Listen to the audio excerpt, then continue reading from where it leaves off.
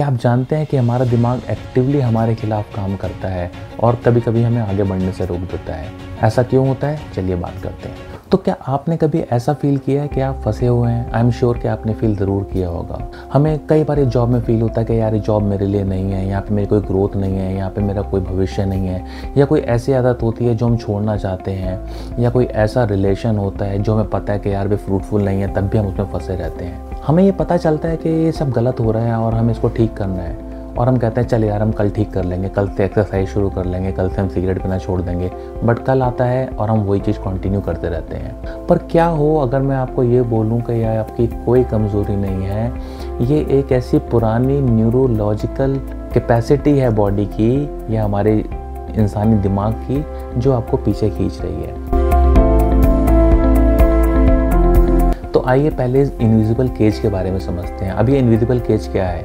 हम एक ऐसे पिंजरे में है जहाँ पे हमें पता चलता है कि यार मेरे को अपनी लाइफ ठीक करने के लिए ये फैसला लेना है, मेरे को अपनी हेल्थ ठीक करने के लिए कल वॉक करने के लिए जाना है, या मेरे को सिगरेट छोड़नी है। बट जब हम वहाँ तक थोड़ी दूर तक जाते हैं तब ऐसा लगता है कि कोई फोर्स हमें वापस खींच रही है। ये इंटरनल खींचातानी हमें थका देती है। आपका लॉजिकल दिमाग आपसे बोल रहा होता है कि यार ये तुम क्या कर रहे हो, तुम्हें तो ऐसा करना था, बट स्टिल कोई फोर्स है जो आपको वो काम नहीं करने देती है। और बिलीव मी, ये सिर्फ आपका अपना एक्सपीरियंस नहीं है, ये एक यूनिवर्सल एक्सपीरियंस है। क्योंकि जो हमारे प्राचीन पूर्वज हैं, जहाँ से लाइफ की शुरुआत हुई है, वहाँ पे सुरक्षा ज़्यादा इम्पॉर्टेंट थी नॉवेल्टी से। आपका जाना पहचाना कबीला, आपका जाना पहचाना पानी का स्रोत, आपके जाने पहचाने लोग, वो आपके लिए बहुत इंपॉर्टेंट थे। अगर आप उनको छोड़ के कहीं और जाते जो हमारे प्राचीन पूर्वज थे, तो शायद वो मर भी सकते थे। तो ये न्यूरोलॉजिकल जो बाइंडिंग है हमारे माइंड की, वो आज तक चली हुई आ रही है। इसलिए हम पुरानी चीज़ों से दूर जाने में डरते हैं, हम पुराने रिश्तों को छोड़ने में डरते हैं, हम नई चीज़ों को एक्सप्लोर करने में डरते हैं, क्योंकि पुरानी चीज़ों में हमें सुरक्षा नज़र आती है। वो आपने एक सेइंग सुनी होगी कि known devils are better than unknown gods. एक बहुत ही शानदार बुक है, उस बुक का नाम है थिंकिंग फास्ट एंड स्लो। यह book Daniel Kahneman and MS. ट्वेस्की ने लिखी है। इसमें उस कॉन्सेप्ट के बारे में बताते हैं जिस कॉन्सेप्ट का नाम है लॉस एवर्जन। तो लॉस एवर्जन में क्या होता है, वो उस कॉन्सेप्ट के थ्रू हमें यह समझाने की कोशिश करते हैं कि इंसान का जो माइंड है वो लॉस से बहुत ज़्यादा घबराता है। फॉर एग्जाम्पल, अगर एक स्टॉक में आपको 10,000 का प्रॉफिट हो रहा हो और एक स्टॉक में आपको 10,000 का लॉस हो रहा हो, तो 10,000 के लॉस से जो आपका दिमाग दुख फील करेगा वो डबल होगा 10,000 के प्रॉफिट से। इसलिए हमारा दिमाग हमेशा हमें लॉस को अवॉइड करने की कोशिश करवाता रहता है। फॉर एग्जांपल, जैसे कोई होता है वो नई जॉब के बारे में सोचना स्टार्ट करता है, या उसे लगता है कि यार मुझे चेंज करना है कुछ अच्छे फ्यूचर के लिए, तो उसका दिमाग उसे बोलता है यार इतनी अच्छी सैलरी यहाँ मिल रही है, इतने अच्छे कोलीग्स हैं, चाहे वो कोलीग्स के साथ इतनी अच्छी बॉन्डिंग ना भी हो, बट ये दिमाग हमारा एक ऐसा इकोसिस्टम क्रिएट कर देता है जो हमें ये बोलता है कि बॉस नया काम नहीं करना है, क्योंकि नए काम में दिमाग को डर नज़र आता है। उसको ऐसा लगता है कि वहाँ जाके कुछ गलती हो जाएगा। तो इस कॉन्सेप्ट को डैनियल कैनमैन ने अपनी book thinking fast and slow में बोला है लॉस एवर्जन। जैसे कि कोई स्टॉक होता है, अब किसी ने कोई स्टॉक लिया तो वो गिरना स्टार्ट हो गया, बट वो सिर्फ इसलिए नहीं बेचता है क्योंकि उसको लॉस से डर लगता है। और एक टाइम पे ऐसा आता है जब उसका पूरा प्रिंसिपल खत्म हो जाता है, बट उसको बेचता नहीं है क्योंकि जो माइंड है वो लॉस को लेके बहुत ज़्यादा फियरफुल रहता है। नुकसान का ये डर हमें पैरालाइज कर देता है, और इसलिए ब्रेन हमेशा हमें ये बोलता है कि यार छोड़, जाने दे।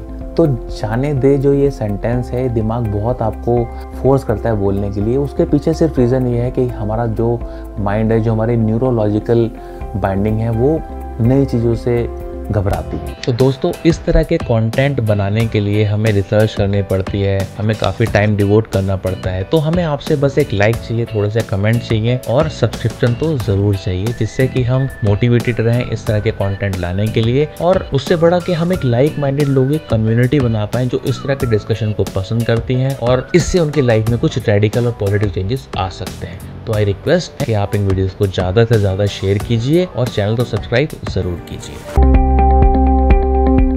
जो दूसरा साइकोलॉजिकल ग्लिच है हमारे साथ, वो है the sunk cost fallacy.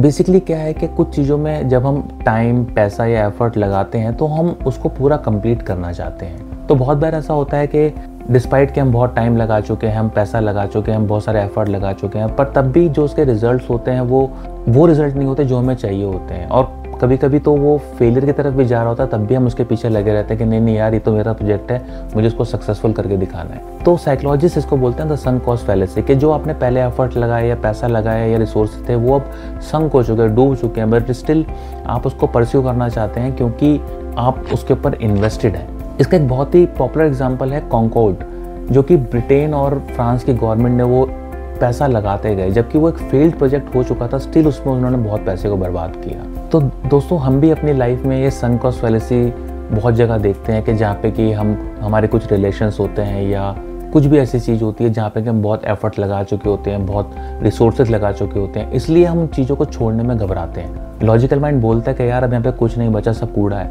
But still हम उसके पीछे लगे रहते हैं कि नहीं यार, अब मेरा इतना टाइम लग चुका है, मेरा इतना पैसा लग चुका है, तो मैं इसको छोड़ नहीं सकता। तो this is very basic psychological glitch, जिसकी वजह से हम लोग किसी चीज़ को लेट गो नहीं कर पाते। इसी तरह एक और साइकोलॉजिस्ट जॉन बॉल्बी ने एक थ्योरी दी है, अटैचमेंट थ्योरी। वो थ्योरी भी यही बताती है कि किस तरीके से इंसानी दिमाग पुरानी चीज़ों को लेके इतना वायर्ड है कि पुरानी चीज़ों को छोड़ने में उसको लगता है कि नहीं यार, ये तो जीने और मरने का सवाल है। जब हमारे प्राचीन पूर्वज थे उस समय पे ये चीज़ें बहुत एप्लीकेबल थी कि उन्हें उन्हीं चीज़ों के साथ रहना था जिनको वो जानते हैं या जो नोन पानी के सोर्सेज हैं या जो नोन उनके फ्रेंड्स हैं। बट ये जो थ्योरी है ना, ये आज हमें फ़ायदे से ज़्यादा नुकसान दे रही है। इसलिए आपने भी कभी कभी ये फील किया होगा कि बहुत छोटी छोटी सी चीज़ें, इवन कि कभी कभी होता है कि हमें अपने घर को डीक्लटर करना होता है, हमें कुछ पुरानी चीज़ दिखती है, हम उसको भी फेंकने में डरते हैं कि नहीं नहीं यार, ये तो मेरा एक हिस्सा है। तो दोस्तों, ये समझना पड़ेगा कि ये जो दिमाग की न्यूरोलॉजिकल वायरिंग है ना, ये बहुत बार हमें आगे बढ़ने से रोक देती है। तो यहाँ तक हमने वो बातें करी, उन थ्योरीज के बारे में बात करी, उन साइकोलॉजिस्ट के बारे में बात करी जो हमारे ग्रोथ माइंडसेट को रोक रही हैं और हमारी लाइफ में कोई नई चीज़ों को नहीं आने दे रही हैं। तो अब हम कर क्या सकते हैं? तो आइए अब उसके बारे में बात करते हैं। दिमाग के ऊपर बहुत सारे शोध हो रहे हैं, बहुत सारे साइंटिस्ट खोज रहे हैं कि भैया दिमाग काम कैसे करता है। तो एक उसमें टर्म निकल के आता है न्यूरोप्लास्टिसिटी। तो इस टर्म का मतलब ये है कि पहले हम ऐसा सोचते थे कि यार दिमाग की जो बनावट है, जो उसकी थिंकिंग पैटर्न है ना, वो फिक्स है, वो चेंज नहीं हो सकता। बट ग्रेजुअली अभी क्या है कि अब नई जो स्टडीज़ हैं, नए जो शोध हैं, उनसे पता चलता है कि नहीं, दिमाग में चेंजेस किए जा सकते हैं, दिमाग की रीवायरिंग की जा सकती है, अपने थॉट पैटर्न्स को साइकोलॉजिकल बाइंडिंग्स को चेंज किया जा सकता है। तो इसी के ज़रिए हम इन चीज़ों को समझ सकते हैं और इनसे बाहर निकलने की कोशिश कर सकते हैं। कैसे? जैसे हमने पहला लॉस एवर्जन का एक कॉन्सेप्ट डिस्कस किया। तो लॉस एवर्जन में क्या है कि हम कॉन्शियसली ऐसा सोच सकते हैं कि नहीं यार, जैसे कि जब हम किसी नई चीज़ के बारे में सोचते हैं, मान लीजिए एक नई जॉब के बारे में सोचते हैं, तो दिमाग हमें बाय डिफ़ॉल्ट सारी ख़राब चीज़ें दिखाता है कि नहीं यार, यहाँ पे तो इतने अच्छे लोग हैं, ये इतनी अच्छी कंपनी है, इतनी अच्छी सैलरी है, इतने अच्छे कोलीग्स हैं, कहाँ जाओगे छोड़ के, और वहाँ पे पता नहीं जाके क्या होगा। बट ऐसे समय पे जब आपके थॉट आते हैं तो आपको एक सेल्फ डिस्टेंसिंग, जो हमने लास्ट वीडियो में आर्ट ऑफ लेटिंग गो के वीडियो में डिस्कस किया कॉन्सेप्ट को, वो सेल्फ डिस्टेंसिंग मोड को अपनाते हुए देखना है कि यार ठीक है, दिमाग ने तो मेरे को लॉस दिखा दी है, बट यहाँ पे मेरे लिए फ़ायदा क्या क्या हो रहा है। फ़ायदा क्या हो रहा है?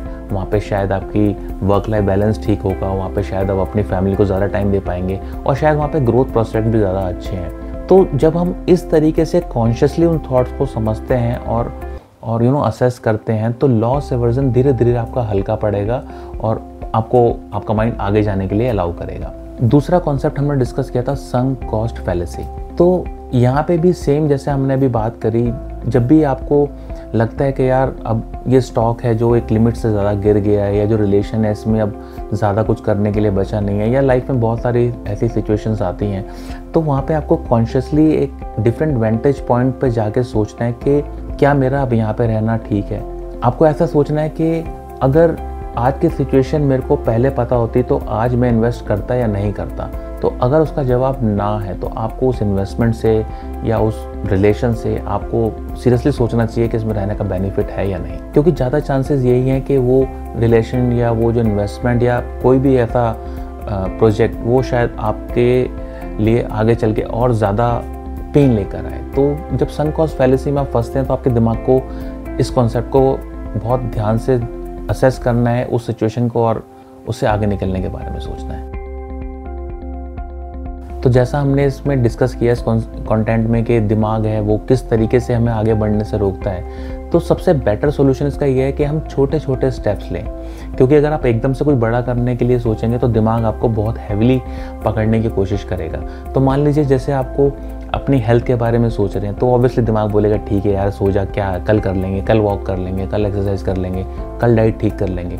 बट आपको छोटे छोटे स्टेप से स्टार्ट करना है। जैसे कि आप शुरू में 5 मिनट की वॉक कर सकते हैं, फिर अगले दिन आप 10 मिनट की वॉक कर सकते हैं, या ऐसे अपने टेन्योर को बढ़ा सकते हैं। डाइट में भी आप ग्रेजुअली, अगर आप चाहते हैं कि कुछ फैट कम करना है या कुछ और कम करना है, तो ग्रेजुअली डिक्रीज़ कर सकते हैं। बट अगर आप एकदम से कुछ करने की कोशिश करेंगे तो आपको दिमाग आपका नहीं करने देगा। इसलिए एटॉमिक हैबिट और जो टाइनी हैबिट्स, इस तरह के बुक्स हैं, ये बहुत इंपॉर्टेंट है।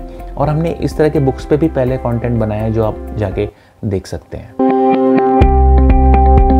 तो दोस्तों, आज के इस कंटेंट में हमने दिमाग की कुछ साइकोलॉजी को समझने की कोशिश करी है कि दिमाग कैसे हमें ग्रोथ माइंडसेट पजेस नहीं करने देता और कैसे वो हमें हमेशा पास में खींचता रहता है। But I am quite sure कि आज जो हमने इस कंटेंट में बात करी है उससे हमें कुछ फ्रूटफुल थॉट प्रोसेस मिलेगा समझने के लिए। और आई एम श्योर कि अगर हम इसको ध्यान से देखेंगे या समझेंगे तो हमारी लाइफ में कुछ पॉजिटिव चेंजेस ज़रूर आएंगे।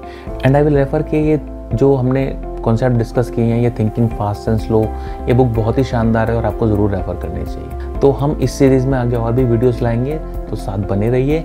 और आपने अपना कीमती समय दिया उसके लिए धन्यवाद। मिलते हैं अगले वीडियो में।